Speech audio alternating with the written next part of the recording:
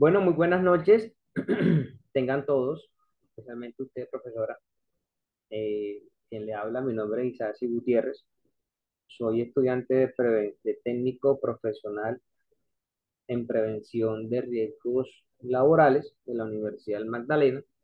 Y en esta ocasión voy a hacer un análisis eh, de la vulnerabilidad a partir de la estadística para determinar al final algunas mejoras sobre el barrio donde hicimos el estudio, la población donde hicimos el estudio o el muestreo a través de la estadística.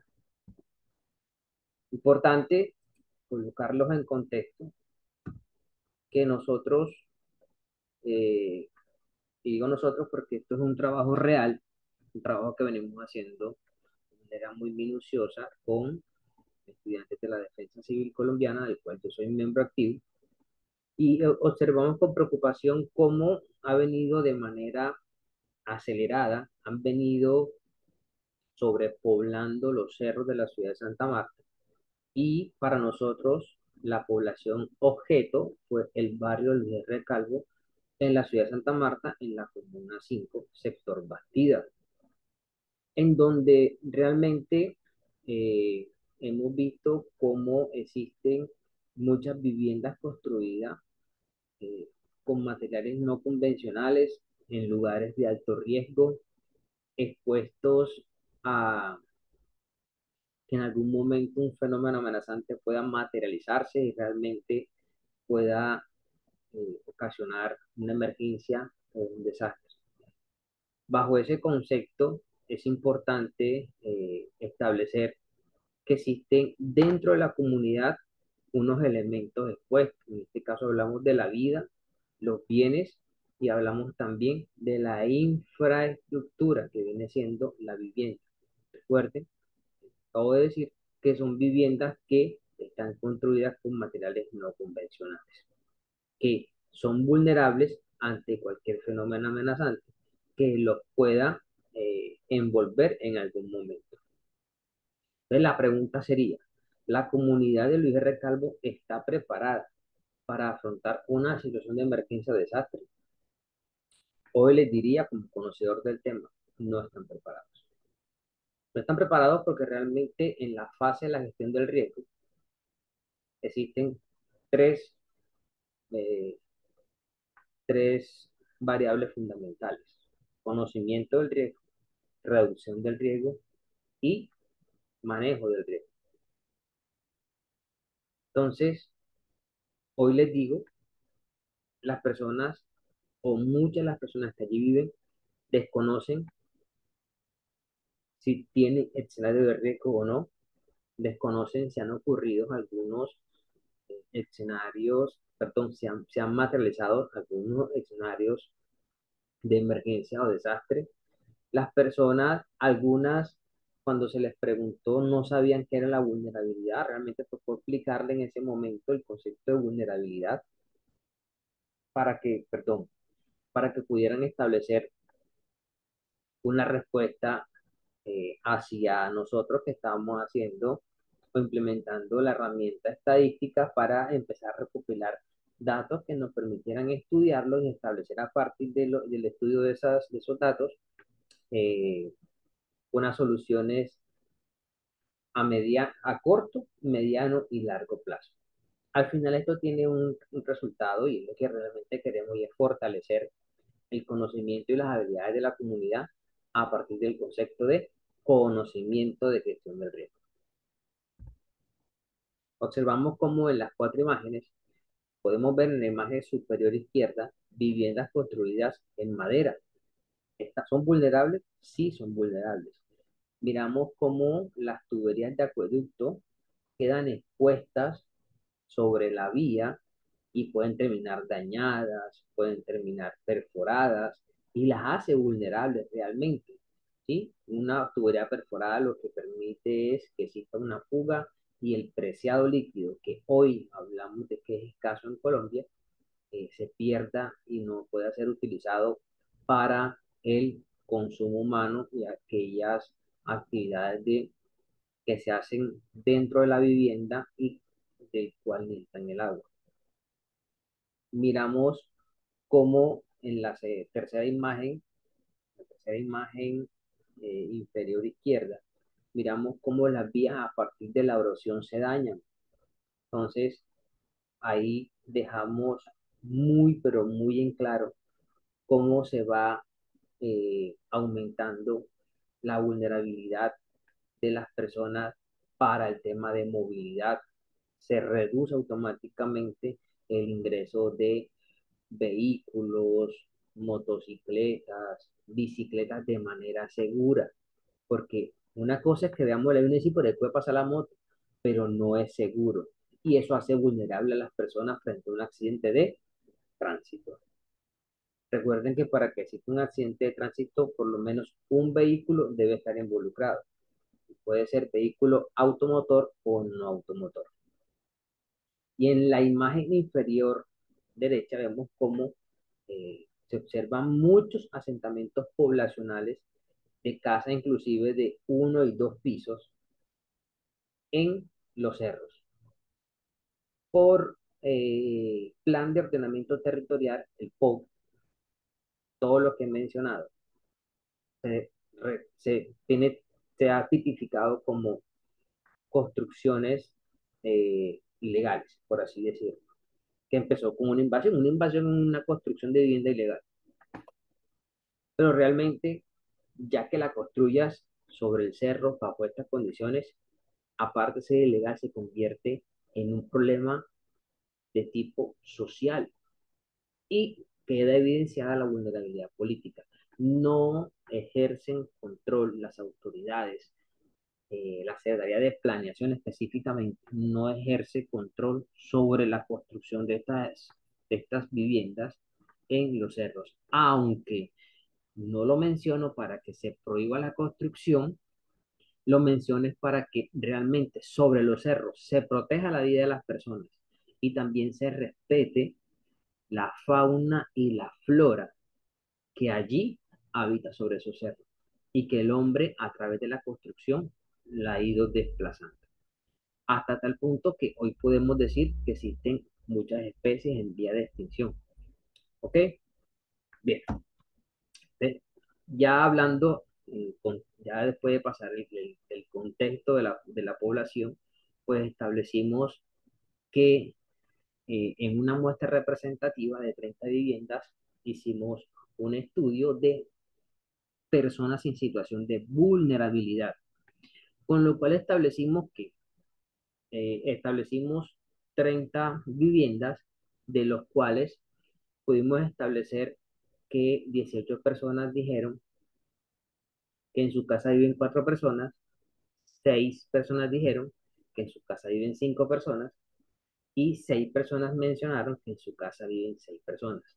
Estaríamos hablando de una población total en esas viviendas, 30 viviendas, de 138 personas vulnerables, porque vamos a encontrar madre cabeza de hogar, padre o madre cabeza de hogar o padre cabeza de hogar. Recuerden el concepto de familia, padre, madre, hijos. Por el contexto de la comunidad, es posible que encontremos dentro de una vivienda dos familias, ¿sí? O es posible que encontremos niños o adultos o jóvenes con una condición especial, ¿sí? O que encontremos niños en una condición normal de crecimiento y desarrollo.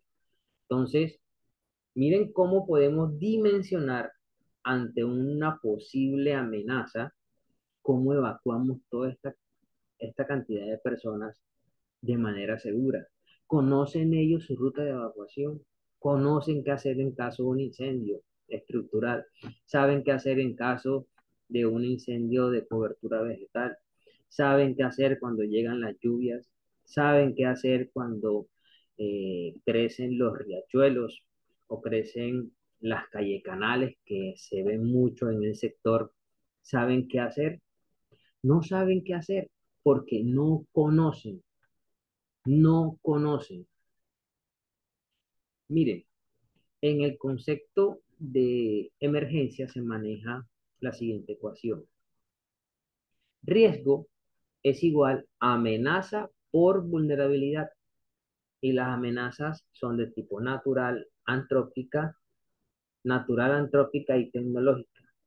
Y la vulnerabilidad puede ser, en el concepto de nosotros, para evaluar o hacer un análisis de vulnerabilidad, se evalúa la vulnerabilidad baja, media o alta, de una manera eh, cualitativa. Sin embargo, en la clasificación de la vulnerabilidad, existe vulnerabilidad política, física, educativa, cultural, social, económica, eh, entre otras. No recuerdo, faltaban dos, tres. Entonces, bajo ese concepto, nosotros determinamos que en una población de este tipo, donde la gente se dedica es a trabajar en el día a día, a sobrevivir, no están pendientes de estos procesos tan importantes. Y la gestión del riesgo es un proceso social. Lo determina así la ley de la gestión del riesgo. Ley 1523 del 2012.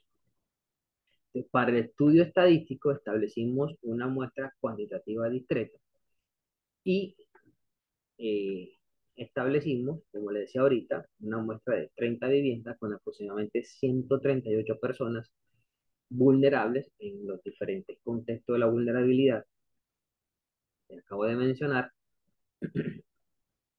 y lo metimos o diseñamos una tabla de frecuencia para hacer un análisis estadístico a partir de la información.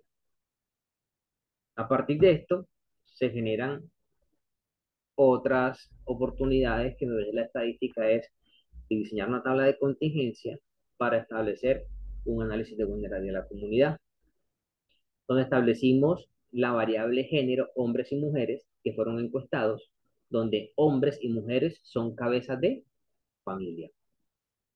Se le preguntó por el estado de la vulnerabilidad, se le preguntó por si conocían o no los riesgos de la vivienda y se le preguntó si habían ocurrido situaciones de emergencia que colocaban en riesgo la vivienda. Recuerden que si coloca en riesgo la vivienda, coloca en riesgo las personas que allí lo habitan, además los bienes inmuebles que han adquirido como resultados. Primera conclusión.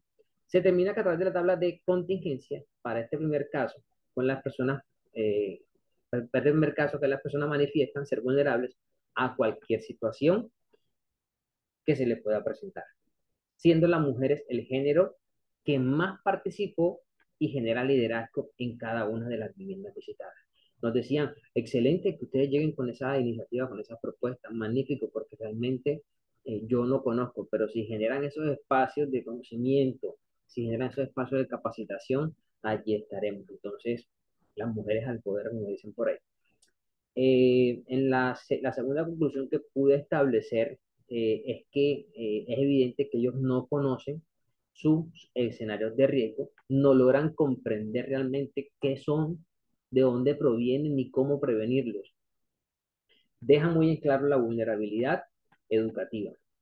Nosotros, por el conocimiento eh, que tenemos frente a la ley de la gestión del riesgo y el tema de los escenarios donde hacemos intervenciones en la comunidad, algunas veces por estadística, buscando noticias, buscando eh, inclusive en la estrategia municipal de gestión del riesgo, que son las ENRE, aparecen esta tipificación de eh, escenarios de riesgo como vendavales, incendios forestales, incendios estructurales, movimientos en masa, avenidas torrenciales, descargas eléctricas, sequías, epidemias, desertificación e inclusive accidentes de tránsito.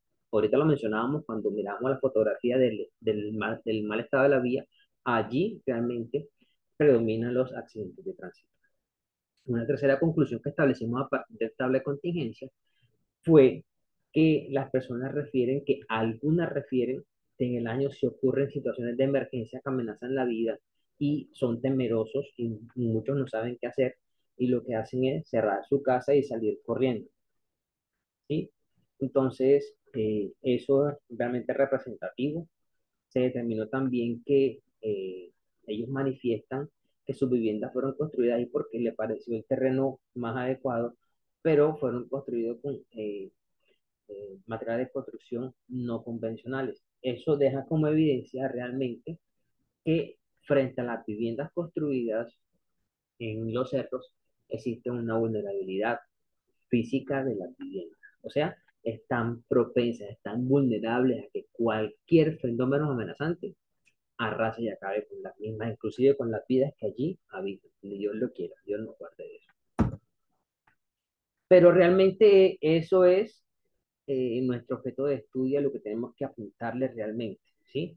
A la vulnerabilidad. Entonces, haciendo este comparativo, haciendo esta gráfica a partir de tabla de contingencia, establecimos que los hombres manifiestan tener una vulnerabilidad media y para el caso de la vulnerabilidad alta, 6 hombres manifestaron que su vulnerabilidad sí es alta. Obviamente no saben qué es ni cómo actuar frente a eso. Pero lo que me parece a mí realmente relevante es cómo la gráfica en la vulnerabilidad alta, las mujeres doblan el concepto de vulnerabilidad alta. Quiere decir que es una tendencia al aumento. A medida que le preguntes a más mujeres, ¿eres o no vulnerable? Te van a responder sí frente a la respuesta que te pueda dar el hombre. Quiere decir que hay que aprovechar ese liderazgo que tienen las mujeres hoy en día de poder participar de estos escenarios para que sean ellas las que lideren los procesos de gestión del riesgo y atención de emergencia cuando se les presente como tal este tipo de situación. Esta gráfica es una gráfica de columnas que nos permite hacer un comparativo frente a la pregunta consultada.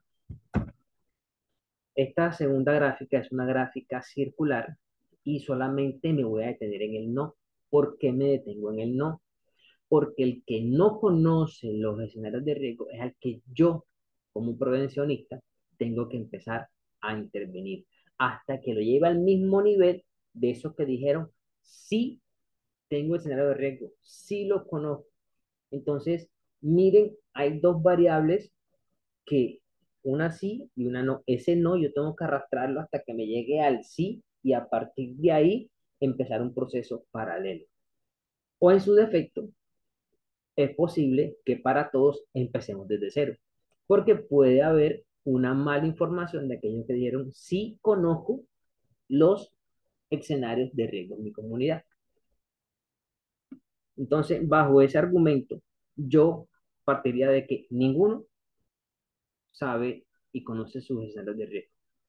Pero hay que respetar que hay personas que sí conocen porque son personas que trabajan en empresas, han participado en simulacros que hacen a nivel municipal, comunitario, y, o han vivido experiencias de emergencias que le permite hoy por hoy hablar con mucha propiedad sobre las emergencias.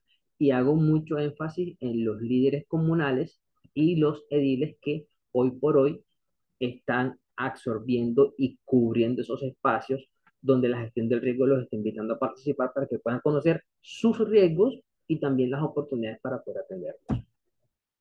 Una tercera gráfica es la gráfica de barras que me determina a mí realmente un comparativo de aquellas emergencias que se materializan durante el año y aquellas que no se materializan. Y haciendo un análisis de la información, establecí que aproximadamente el 53.33% de las personas en cuenta dieron sí han ocurrido emergencias, a diferencia del 46.6% dijeron no conozco la ocurrencia de esas emergencias. Sin embargo, nuevamente hago referencia al no. ¿Y por qué las personas no conocen sus escenarios de emergencia? Dos variables. Una, porque está recién llegado al barrio y durante el tiempo que ha estado nunca ha ocurrido nada. Segundo, porque realmente desconoce, ¿sí?, que es un fenómeno amenazante, ya sea de tipo natural, antrópico tecnológico. Entonces, queda como claro, perdón, queda claro que sin conocimiento es posible que exista la siguiente fase de la gestión de riesgo, que es la reducción. Entonces, hay que trabajar muy, pero muy fuerte sobre el conocimiento de gestión del riesgo. Y eso es lo que finalmente permite este muestreo tan pequeño y es generar alertas tempranas, generar a partir de este análisis estadístico algunas oportunidades, algunos proyectos, porque esto es una necesidad finalmente. Esto es una necesidad que debe ser intervenida a partir de muchos profesionales, especialistas en gestión del riesgo, la misma autoridad distrital, la autoridad gubernamental, empresas, la misma comunidad, porque finalmente son los protagonistas. Entonces, una solución sobre el concepto de vulnerabilidad no solamente es a partir de lo que los voluntarios de la sociedad civil quieran hacer o estén haciendo, sino que realmente esto amerita una inversión social. Y cuando hay inversión social, entonces baja la vulnerabilidad económica, ¿cierto? Y empieza a esas personas a crecer en información y empiezan a ser menos vulnerables. Finalmente, pues ese es el análisis que puedo hacer respecto a lo que estoy observando. Entonces, para el tema de probabilidad, frente a la vulnerabilidad que ocurra un fenómeno amenazante y las personas estén expuestas, sí es posible que pase. Sin embargo, nuestro objeto de estudio es la vulnerabilidad, por eso vamos a establecer, a partir de esas 30 personas encuestadas, vamos a establecer eh, una muestra representativa de 10 casos. Entre los 10 van a haber personas que respondieron con su vulnerabilidad baja, otros respondieron media, otros respondieron alta, independientemente del género. Entonces, para eso existe un espacio muestral. A partir de ahí se generarán unas probabilidades, un ejercicio probabilístico que será aleatorio y generaremos para eso unos sucesos que vamos a simular a ver qué probabilidad nos va a dar frente al espacio muestral. Entonces, lo leo de manera textual para poder colocarlos en contexto. La Oficina de Gestión del Riesgo de Desastre ingresa en una bolsa el nombre de 10 personas enumerándolas de 1 al 10. Entonces, ya quiere decir que en mi espacio muestral van a ser 10 registros. De 1 al 3 se caracterizan por ser mujeres. Ahí van a estar de color rojo. Que manifestaron estar expuestas a amenazas con una vulnerabilidad media. Del 4 al 8 son hombres que manifestaron estar expuestos a amenazas con vulnerabilidad alta. La 9 es una mujer que manifestó estar expuesto a amenazas con una vulnerabilidad baja. Quiere decir que esa persona, miren, una sola persona, una sola mujer dijo y vulnerabilidad baja. Quiere decir que esa persona es posible que en algún momento o de manera activa pertenezca o a una entidad de socorro o en sus empresas sea brigadista. Eso es lo que determina realmente que su vulnerabilidad sea baja, que ella conozca que es un extintor, que es un botín de primeros auxilios, que es un punto de encuentro, cómo yo busco información de alertas tempranas ante avalancha, ante descargas eléctricas, ante precipitaciones. Obviamente para todo existe conocimiento y eso me termina a mí ya este concepto, viéndolo así, que es por ahí por donde ella va y va muy bien. Y el 10 es un hombre que al igual que las primeras 3 personas calificó la vulnerabilidad como medio. Entonces, mi espacio muestral son 10 personas que respondieron.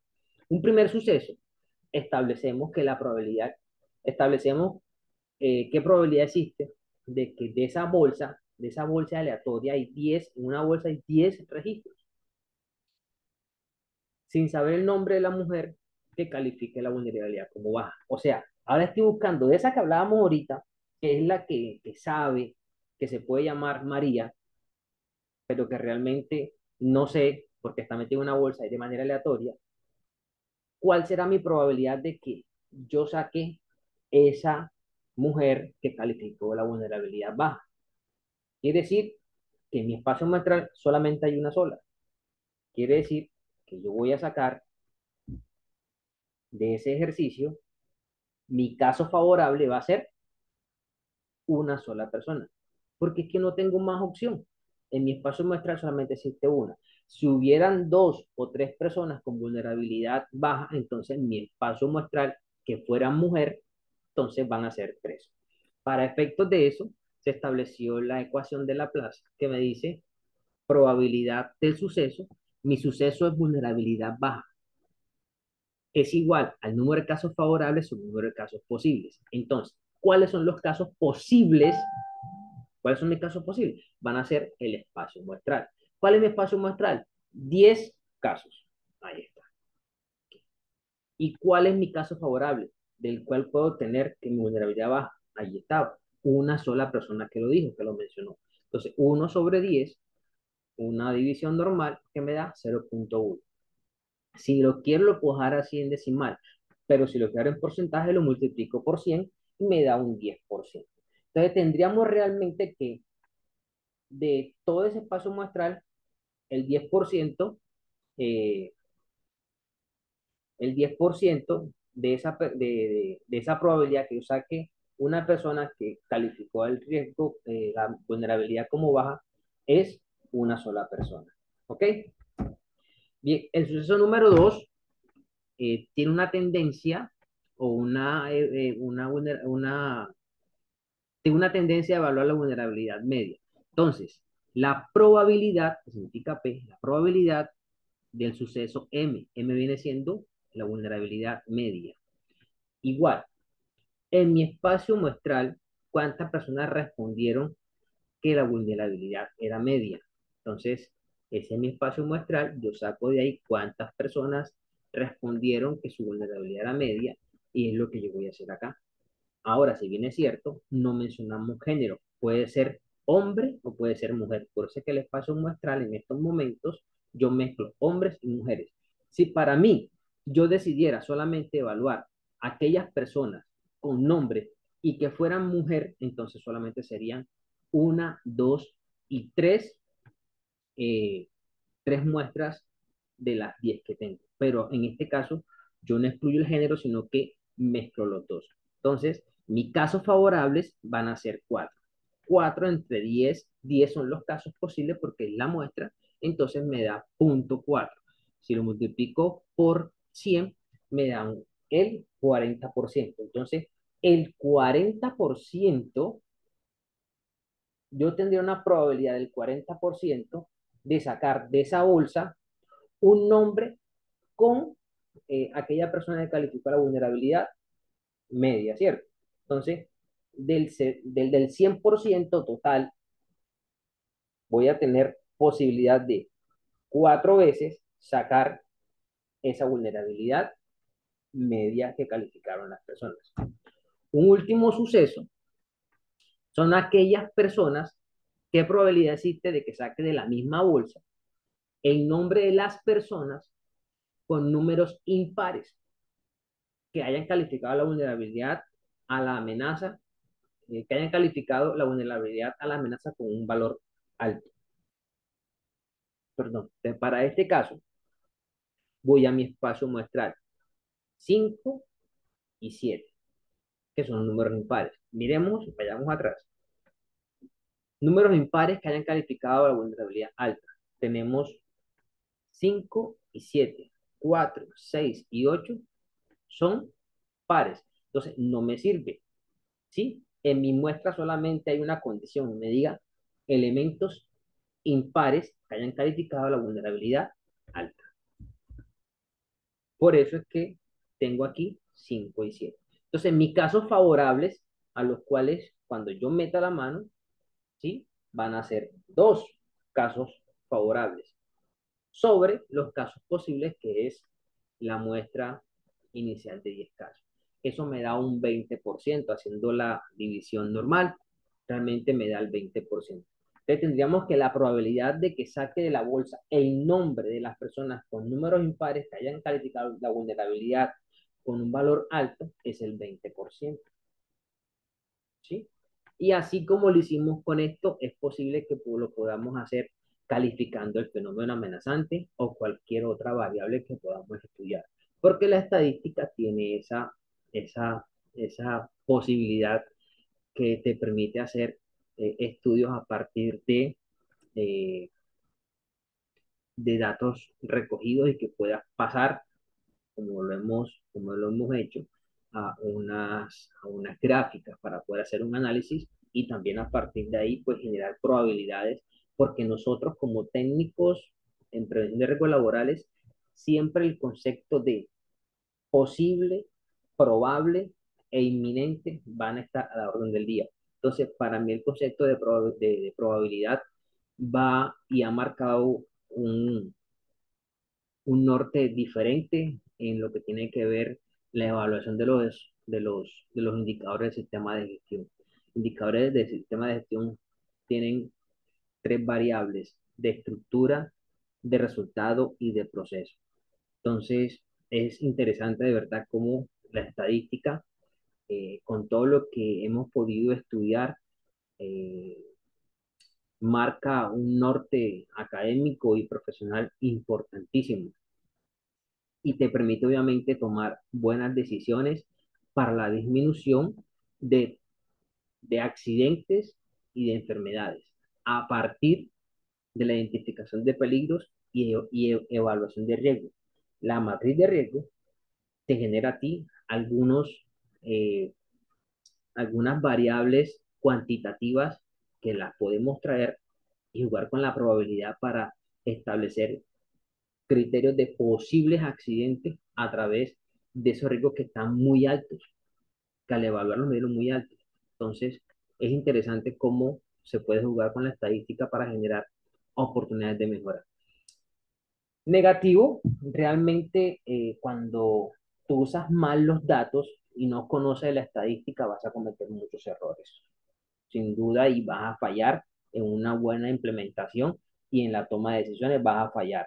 Y eso lo que va a permitir es que la administración del sistema de gestión no sea, que a mí me gusta mucho esa palabra, el sistema de gestión, y es uno de los conceptos que maneja el decreto 1072 del 2015, y es eficiencia, eficacia y efectividad realmente. Muchísimas gracias, que estén muy bien.